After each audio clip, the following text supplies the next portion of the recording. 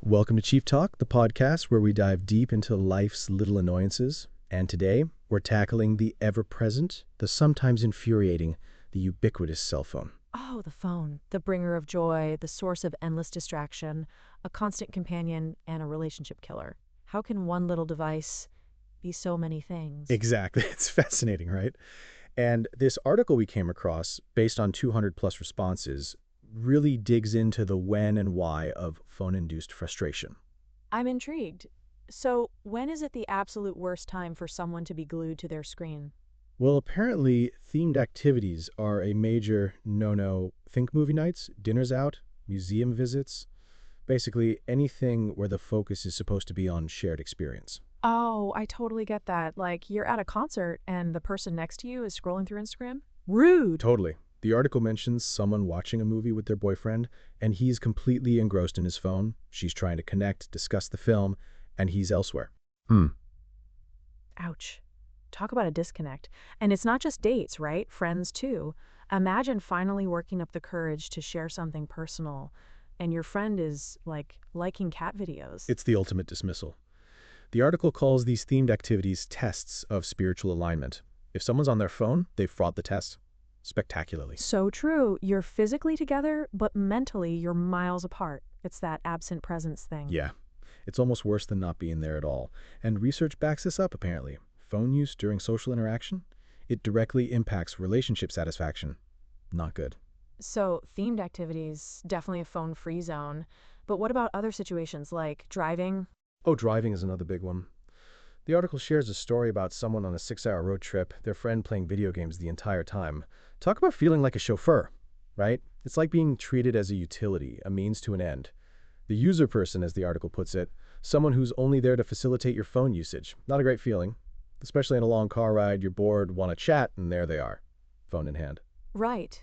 You need a co-pilot, not a passenger glued to Candy Crush. And then, well, there's post-intimacy phone use. Whoa. Okay, we're going there? This should be interesting. It's pretty brutal. Imagine the afterglow, the vulnerability, and your partner reaches for the phone. The article highlights some pretty harsh reactions, from disgust to get out. Yeah, that's a whole other level of rejection. You're bearing your soul and they're checking their email. It's like being treated as nothing more than a warm body. And after a surge of oxytocin, no less? It's a mood killer for sure. And the article suggests that the increase in oxytocin post-intimacy actually makes phone use even more hurtful. You're primed for connection, and bam, phone in the face. So we've covered themed activities, driving, and postcoital phone etiquette, or lack thereof. What about specific relationships? Who is the most offensive phone offender? Lovers and people you're cooking up with, apparently. Which makes sense given the vulnerability and expectation of connection. Oh, absolutely. The expectation of intimacy is higher, so the sting of phone snubbing is even deeper. It's like a betrayal, a prioritization issue. Exactly. You're sharing your deepest fears and hopes, and they're scrolling TikTok? That's going to leave a mark. Especially in long-distance relationships when every moment together is precious. The article mentioned one person feeling utterly neglected while their long-distance partner was crafting a loving social media post for the world to see. Talk about misplaced priorities. So many ways to be inconsiderate with a phone. But hold on. There are times when it's acceptable, even beneficial, to embrace the digital distraction, right? Right. Surprisingly, with family and close friends, phone use seems to be less of a deal breaker, perhaps because the foundation of trust is stronger, there's less pressure to perform, to constantly be on. Yeah, like with my parents, we can be in the same room, everyone on their phones, and it's fine. Comfortable, even. It's a different kind of togetherness, I guess. It's about established trust. You know they're there for you, phone or no phone. It's like a silent acknowledgement of shared history, a comfortable silence. And downtime is another acceptable phone zone. Commuting, waiting in line, those in-between moments where conversation isn't really expected. True. Sometimes you just need a zone out, recharge. And the phone can be a handy tool for that, as long as it's not replacing genuine connection when connection is craved. So we've been talking about phone etiquette, or the lack thereof, and it seems there's a real science to when phone use is truly infuriating. Yeah, like this Furman study, right? Apparently, our expectations of lovers are way higher than for friends or family, especially when it comes to emotional intimacy. Exactly, and that makes total sense. We expect deeper emotional support, openness, and connection from romantic partners. It's almost like a cultural script, you know? Movies, books, societal norms, they're all feed into this idea of intense romantic connection. Right? It's like we're conditioned to expect this constant, focused attention from our partners. And when they reach for their phone, it feels like a rejection of that expected intimacy. It's like, hey, I'm trying to connect here. Totally. Plus, romantic relationships are often still in that active choice phase, unlike families who are bound by blood, or even marriages which are, well, legally binding. You have to put in the work. So, phone use during quality time feels like a lack of effort.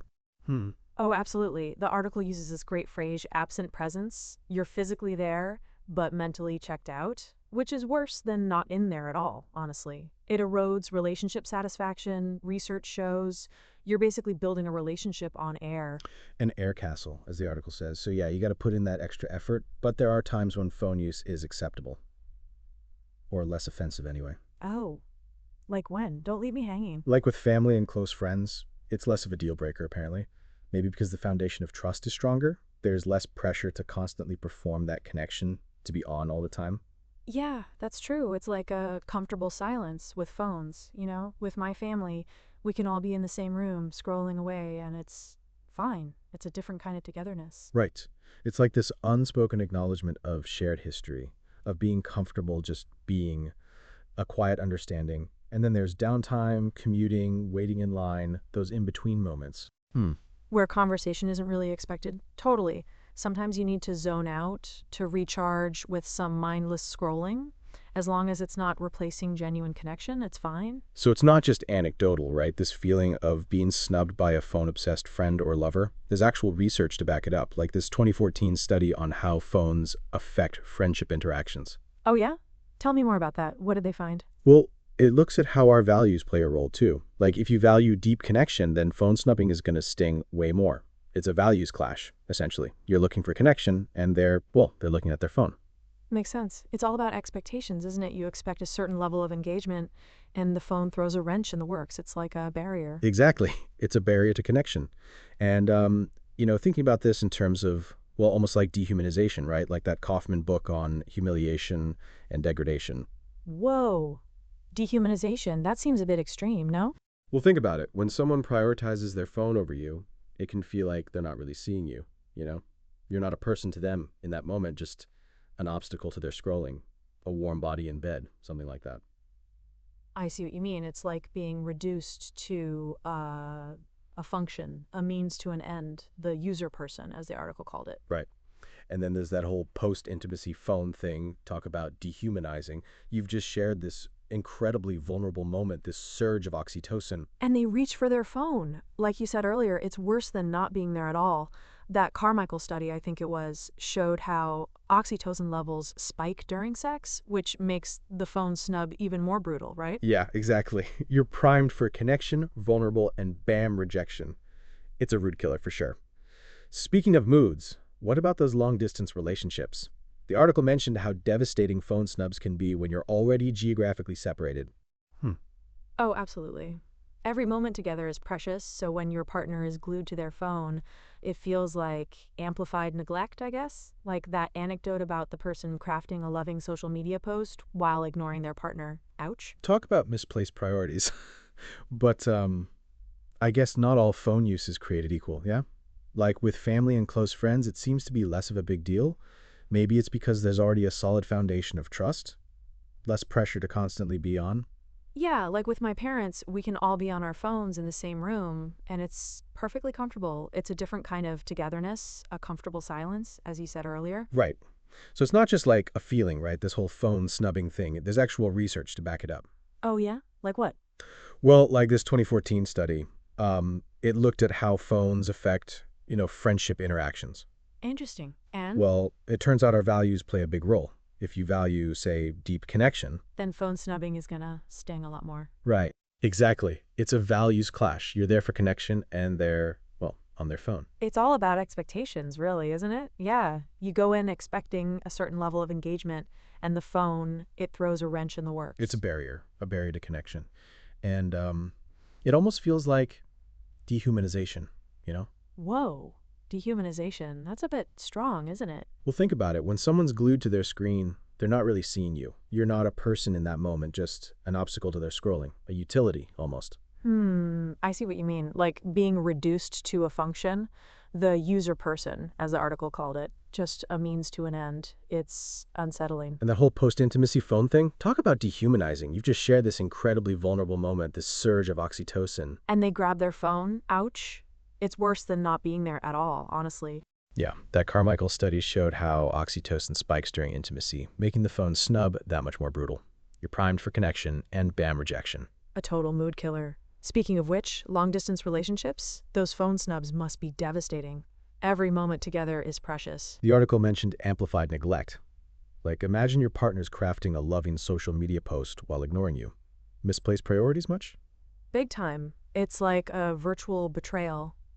But I guess, like, not all phone use is created equal, right? With family, close friends, it's less of a deal breaker. So we've been talking about this whole phone snubbing phenomenon, and it's really fascinating how much research there is on it, right? Yeah.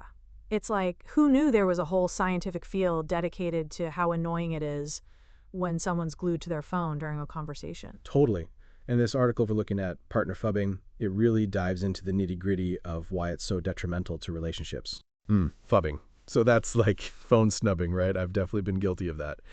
And been on the receiving end too, which, not fun. Oh, yeah? Tell me about it. What's the worst phubbing experience you've had? I mean, if you don't mind sharing, of course. Let me see. Well, there was this one time I was telling this guy about like a really personal thing, something I was struggling with, and he was just scrolling through Instagram, didn't even look up. Ouch. Talk about a mood killer. It's like the ultimate dismissal, right? You're bearing your soul, and they're like liking cat videos. Exactly. It's like, hello, I'm over here trying to connect with you. It's that absent presence thing, right? Physically there, but mentally miles away. The article called it a virtual betrayal. Oh, that's a good one. A virtual betrayal. It makes you feel dehumanized almost. Dehumanized? That's a bit strong, isn't it? Well, think about it. You're trying to connect with someone, share something meaningful, and they're treating you like a non-person, an obstacle to their scrolling. Yeah, like you're not even there, invisible, reduced to a warm body, or just a means to an end. The user person is how this other article put it. Right, like a utility. You're there to facilitate their phone use, not to actually, connect with them as a human being. It's especially bad after, intimacy. That postcoital phone reach, brutal. Oh, don't even get me started on that. Talk about a mood killer. You've just shared this incredibly vulnerable moment, this surge of oxytocin. And they grab their phone. Rejection. Pure rejection. Yeah, like what's more important, your partner or checking your email? It's worse than not being there at all, honestly. It feels like a betrayal, a prioritization issue. It's like you're sharing your deepest fears and hopes, and they're scrolling TikTok. That's going to leave a mark. It's a real values clash. Totally. Especially in long-distance relationships, right? When every moment together is so precious. Oh, absolutely.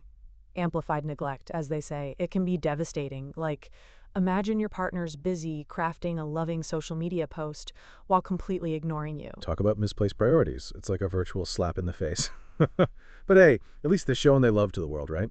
Huh. Right.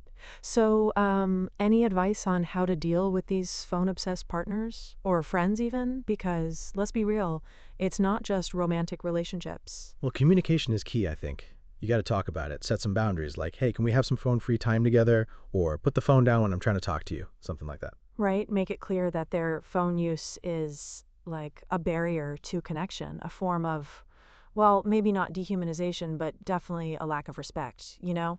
Totally. And if they're not willing to change their behavior, well, maybe it's time to reevaluate the relationship because healthy relationships are built on, well, actual connection, not virtual presence. Anyway, that's all the time we have for today, folks. Thanks for tuning in to Cheap Talk. Don't forget to like and subscribe. And until next time, try to keep those phones in your pockets, at least when you're with the people you care about. Bye for now. And remember, folks, real connection happens IRL, not URL. Catch you next time.